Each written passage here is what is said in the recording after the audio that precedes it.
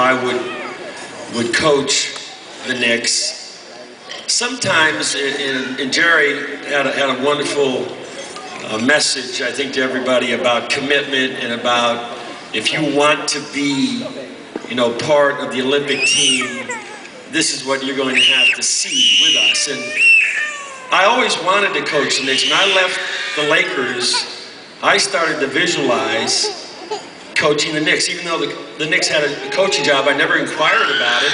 I never thought I'd get the job, but I was off for a year, and Chris and I were living in Malibu at the time, and when I would jog on the beach, I was giving pregame talks, talking to Patrick Ewing and Charles Oakley and Mark Jackson. I was already working on things that I was going to say to them.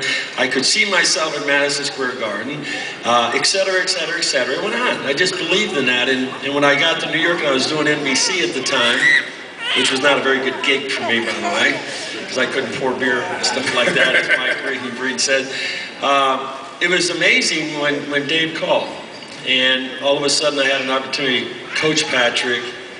And these two men I respect so much because of their respect competitively for each other. And I think when Charles Barkley talks about it, Hakeem as an honorable man, Patrick was the same way when it came to competition. He had so much respect for Hakeem.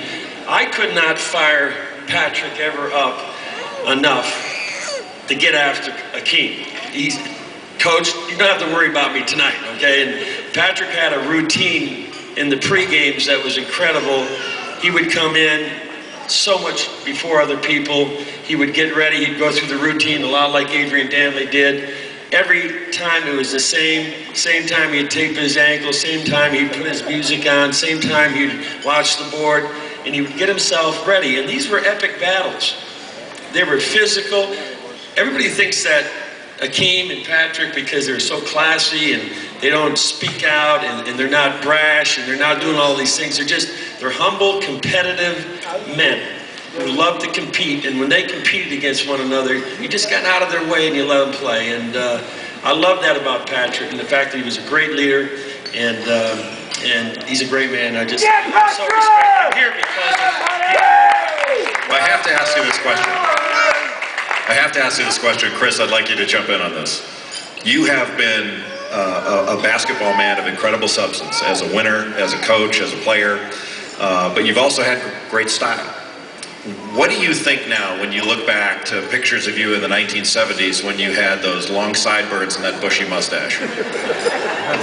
If you thought that I had style with a mustache and a beard, you should see my owner, Mickey Harrison, back in the 60s and 70s, okay? So I knew he would hire me one day because we were kindred spirits back from a period of time when we both were raised, but that's who I was. I was a child of the 50s. I was a prodigy of the 60s.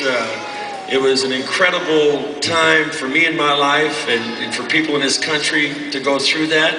I'm one of the 60 million baby boomers, in this world, and we all relate to that, but, I was one of those guys, and but Charmin got me to shave it off after a while. That was enough. Well, you got to know, while you were talking about that, your lovely wife was shaking her head. No, she liked it. He was a man of style, and that was the style of the day. And think of Walt Frazier. How did he look at that time? So if you were stylish, he was right there with you. All right, what was his pickup line when he first started coming after you? It was bad. It didn't work.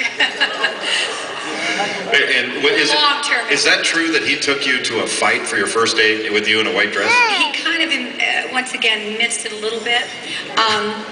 He invited me out to Theater in the Round in San Diego when there was the San Diego Rockets, the few of you who might remember the late 60s in basketball.